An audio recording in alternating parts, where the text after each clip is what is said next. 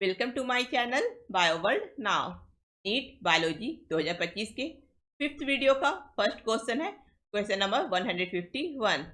While trying to find out the characteristic of a newly found animal, a researcher did the histology of adult animal and observed the cavity with presence of mesodermal tissue toward the body wall, but no mesodermal tissue was observed toward the alimentary canal.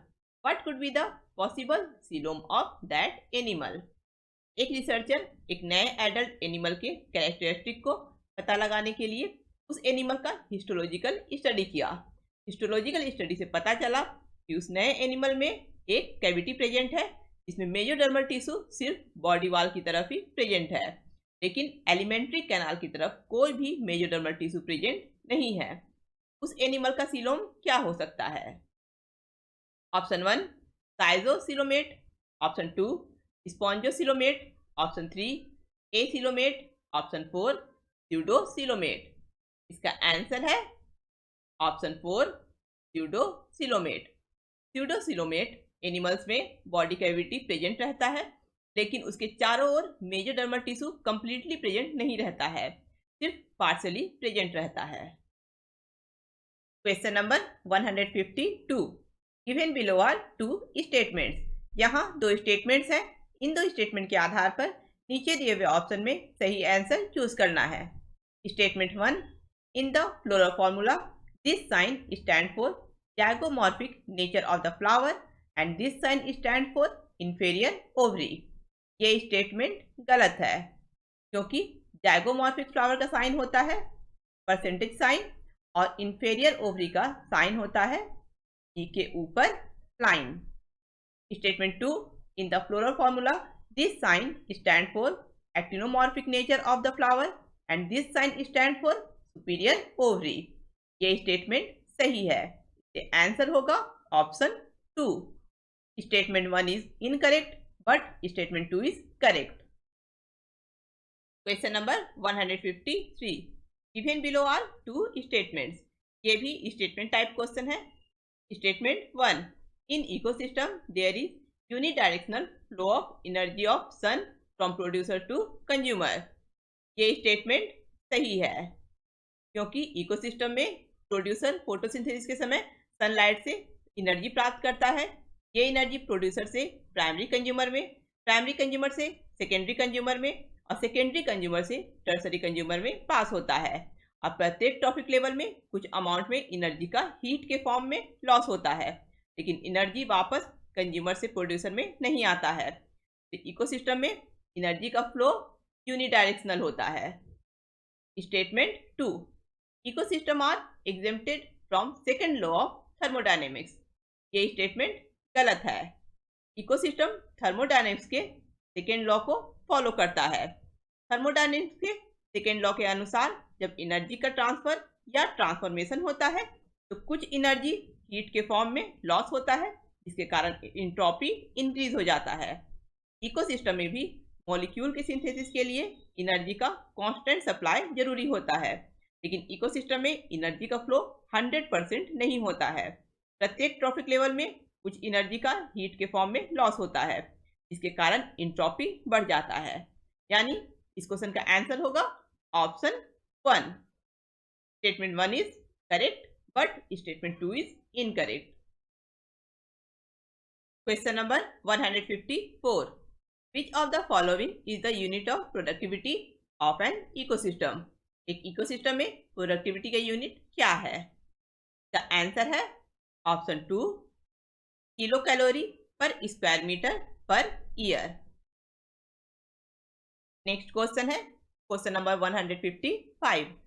With the help of given pedigree find out the probability for the birth of A child having no disease and being a carrier in F3 generation. ये pedigree analysis का question है। इस question में पूछा गया है कि इस पेडिग्री में कितनी प्रोबेबिलिटी है कि थर्ड जनरेशन में एक ऐसे बच्चे का जन्म होगा जिसमें कोई डिजीज नहीं होगा, लेकिन वो बच्चा डिजीज कैरी करेगा, यानी वो एक कैरियर होगा। इस पेडिग्री को सॉल्व करने से पहले हम ये पता करेंगे कि ये किस टाइप का पेडिग्री इनहेरिटेंस पैटर्न है। सभी स्टूडेंट को कंफ्यूजन है कि ये ऑटोजोमल है या एक्स लिंक्ड है। सबसे पहले ये क्लियर कर लेते हैं कि ये एक रिसेसिव टाइप इनहेरिटेंस पैटर्न है, क्योंकि डोमिनेंट इनहेरिटेंस पैटर्न में प्रत्येक जनरेशन में डिजीज होता है, लेकिन यहाँ F1 जनरेशन में सिर्फ कैरियर है, यहाँ ना ही अफेक्टेड मेल है और ना ही अफेक्टेड फीमेल है। इसके अलावा अगर कोई इंडिविजुअल डिजीज कैरी कर रहा है, यानी कैरियर है लेकिन उसमें कोई डिजीज नहीं है, इसका मतलब है ये रिसेसिव इनहेरिटेंस पैटर्न है। अब ये पता करना है कि ये ऑटोजोमल रिसेसिव है या एक्स लिंक्ड रिसेसिव है। ऑटोजोमल रिसेसिव इनहेरिटेंस में मेल और फीमेल इंडिविजुअल दोनों कैरियर होता है, लेकिन एक्स लिंक्ड रिसेसिव में सिर्फ फीमेल ही कैरियर होता है। एक्स लिंक्ड में मेल या तो अफेक्टेड रहेगा या अनअफेक्टेड रहेगा, लेकिन मेल कैरियर नहीं होता है। इस पेडिग्री में सिर्फ फीमेल ही कैरियर है, जहां मेल या तो अनअफेक्टेड है या अफेक्टेड है। ये एक X linked recessive inheritance pattern है। X linked recessive inheritance pattern में अनअफेक्टेड मेल का जीनोटाइप होगा XY, अफेक्टेड फीमेल का जीनोटाइप होगा X dash X dash, carrier female का जीनोटाइप होगा X dash X X dash X और अफेक्टेड मेल का जीनोटाइप होगा X डैश Y। अब इस F2 जनरेशन के कैरियर फीमेल और अफेक्टेड मेल को क्रॉस करेंगे तो हमें F3 जनरेशन का जीनोटाइप मिल जाएगा। F2 जनरेशन के कैरियर फीमेल का जीनोटाइप है X डैश X और अफेक्टेड मेल का जीनोटाइप है X डैश Y। इन दोनों को क्रॉस करेंगे X dash X dash X dash Y X dash X X Y। X dash हो जाएगा affected female, X dash Y affected male, X dash X carrier female और XY unaffected male. इन चार of spring में सिर्फ एक of spring he career है और क्वेश्चन में भी सिर्फ एक चाइल्ड के बारे में ही पूछा गया है, यानी यहाँ चार में से सिर्फ एक चाइल्ड ही कैरियर है, इसलिए यहाँ आंसर होगा option 3 1/4। Question number 156। In the seeds of cereals, the outer covering of endosperm separates the embryo by a protein-rich layer called option 1 integument, option 2 aleurone layer, option 3 coleoptile, option 4 coleorhiza। इसका answer है option 2 aleurone layer. Serial जैसे wheat, rice या मेज के seed में endosperm के सबसे बाहरी लेयर को एल्यूरोन लेयर कहा जाता है। इस लेयर में प्रोटीन, लिपिड और दूसरे न्यूट्रिएंट प्रेजेंट रहता है और ये सीड जर्मिनेशन में इंपॉर्टेंट रोल प्ले करता है। Question number 157। Match list 1 with list 2। Chlorophyll A एक ब्लू ग्रीन पिगमेंट है, chlorophyll B yellow green pigment है, जैंथोफिल येलो पिगमेंट है और carotenoid yellow to yellow orange pigment है। इस क्वेश्चन का आंसर है ऑप्शन 4। ए का 3, बी का 1, सी का 2, डी का 4। Question number 158। Who proposed that the genetic code for amino acids should be made up of 3 nucleotides? Option 1 Jack Monod, option 2 Franklin Stahl, option 3 George Gamow, option 4 Francis Crick। इसका answer है option 3 George गैमो। Question number 159। Stones are enriched with option 1 phenylalanine and leucine, option 2 phenylalanine and arginine, option 3 lysine and arginine, option 4 leucine and lysine. इसका answer है option 3 lysine and arginine. Question number 160. Which of the following enzymes are not essential for gene cloning? A. Restriction enzymes. B. DNA ligase. C. DNA mutage. D. DNA recombinase. E. DNA polymerase. Gene cloning में DNA के cutting के लिए restriction enzyme की जरूरत होती है, DNA fragment को join करने के लिए डीएनए लाइगेज की जरूरत होती है और डीएनए के कॉपी करने के लिए डीएनए पॉलीमरेज एंजाइम की जरूरत होती है। लेकिन डीएनए म्यूटेज और डीएनए पॉलीमरेज जीन क्लोनिंग के लिए जरूरी नहीं होता है, इसलिए इस क्वेश्चन का आंसर होगा ऑप्शन 3। डीएनए म्यूटेज और डीएनए रिकॉम्बिनेज एंजाइम का यूज जीन क्लोनिंग के लिए जरूरी नहीं होता है। Question number 161. A specialized membranous structure in a prokaryotic cell which helps in cell wall formation, DNA replication and respiration is. Prokaryotic cell में उस स्पेशलाइज्ड मेम्ब्रेन स्ट्रक्चर का नाम क्या है जो सेल वॉल के फॉर्मेशन, डीएनए रेप्लिकेशन और respiration में हेल्प करता है? Option 1 cristae, option 2 endoplasmic reticulum, option 3 mesosome, option 4 chromatophore. का आंसर है ऑप्शन 3 मेसोसोम। प्रोकैरियोटिक सेल में प्लाज्मा मेम्ब्रेन का इनफोल्डिंग स्ट्रक्चर है और ये सेलुलर रेस्पिरेशन, डीएनए रेप्लिकेशन और सेल वॉल के फॉर्मेशन में हेल्प करता है।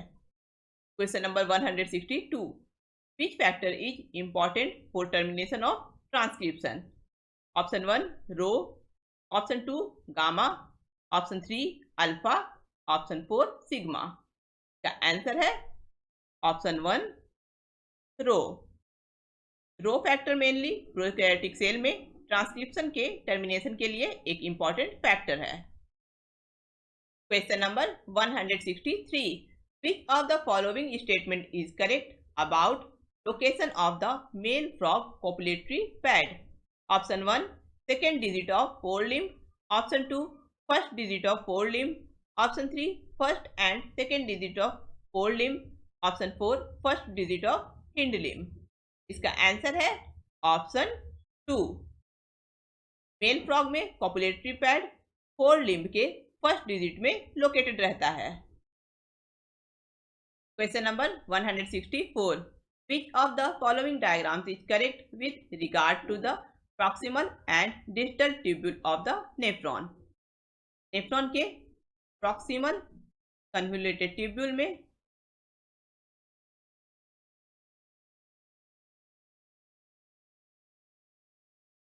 Bicarbonate ion, sodium chloride, water और पोटेशियम आयन और न्यूट्रिएंट का डीएब्जॉर्प्शन होता है और हाइड्रोजन आयन और अमोनिया का सिक्रीशन होता है। यह है प्रॉक्सिमल कन्वोल्यूटेड ट्यूब्यूल। और डिस्टल कन्वोल्यूटेड ट्यूब्यूल में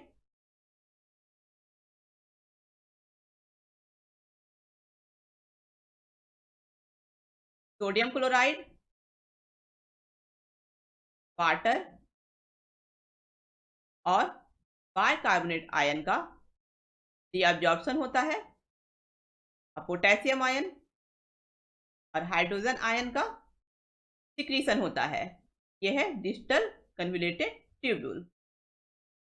यहाँ ऑप्शन 1 के प्रॉक्सिमल कन्वोल्यूटेड ट्यूब्यूल में बाइकार्बोनेट आयन, सोडियम क्लोराइड और वाटर का डीअब्जॉर्प्शन हो रहा है और हाइड्रोजन आयन और अमोनिया का सिक्रीशन हो रहा है, यानी ऑप्शन 1 का प्रॉक्सिमल कन्वोल्यूटेड ट्यूब्यूल सही है।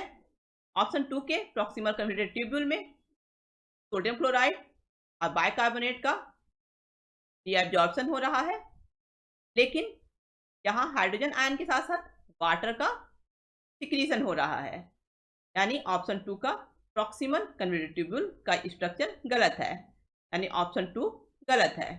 ऑप्शन 3 के प्रॉक्सिमल कन्वर्टेड ट्यूब्यूल में बाइकार्बोनेट आयन और सोडियम क्लोराइड का रीएब्जॉर्प्शन हो रहा है, लेकिन हाइड्रोजन आयन के साथ साथ वाटर का सिक्रीशन हो रहा है। ये ऑप्शन 3 भी गलत है। ऑप्शन 4 के प्रॉक्सिमल कन्वर्टेड ट्यूब्यूल में बाइकार्बोनेट आयन, सोडियम क्लोराइड और वाटर का रीएब्जॉर्प्शन हो रहा है और हाइड्रोजन आयन और अमोनिया का सिक्रीशन हो रहा है। यानी ऑप्शन 4 का प्रॉक्सिमल कन्वर्टेड ट्यूब्यूल का डायग्राम सही है। यानी ऑप्शन 1 और ऑप्शन 4 में ही कोई सही आंसर है। ऑप्शन 1 के डिजिटल कन्वर्टेड ट्यूब्यूल के डायग्राम में वाटर और बाइकार्बोनेट का रीएब्जॉर्प्शन हो रहा है, लेकिन यहाँ हाइड्रोजन आयन के साथ साथ सोडियम क्लोराइड का सिक्रीशन हो रहा है। यानी ऑप्शन 1 के डिजिटल कन्वर्टेड ट्यूब्यूल का डायग्राम गलत है। यानी ऑप्शन 1 का डायग्राम भी गलत है। ऑप्शन 4 के डिजिटल कन्वर्टेड ट्यूब्यूल के डायग्राम में सोडियम क्लोराइड, वाटर और बाइकार्बोनेट आयन का रीएब्जॉर्प्शन हो रहा है और पोटेशियम आयन और हाइड्रोजन आयन का सिक्रीशन हो रहा है। यानी ऑप्शन 4 के डिजिटल कन्वर्टेड ट्यूब्यूल का डायग्राम सही है। ये सही डायग्राम है option 4। Question number 165, identify the statement that is not correct. Option 1, antigen binding site is located at C-terminal region of antibody molecules. Option 2, constant region of heavy and light chains are located at C-terminus of antibody molecules. Option 3, each antibody has 2 light and 2 heavy chains. Option 4, the heavy and light chains are held together by disulfide bonds. In 4 statement में option 2, option 3 और option 4 का statement सही है, लेकिन option 1 का statement गलत है, क्योंकि antigen binding site antibody molecule के एंड टर्मिनल रीजन पर लोकेटेड रहता है। इसलिए इस क्वेश्चन का आंसर होगा ऑप्शन 1। लास्ट 15 क्वेश्चन हम लोग नेक्स्ट वीडियो में डिस्कस करेंगे। अगर आप लोगों को ये वीडियो पसंद आया है तो इसे लाइक करें, अपने फ्रेंड के साथ इस वीडियो को शेयर करें और मेरे चैनल को सब्सक्राइब करें।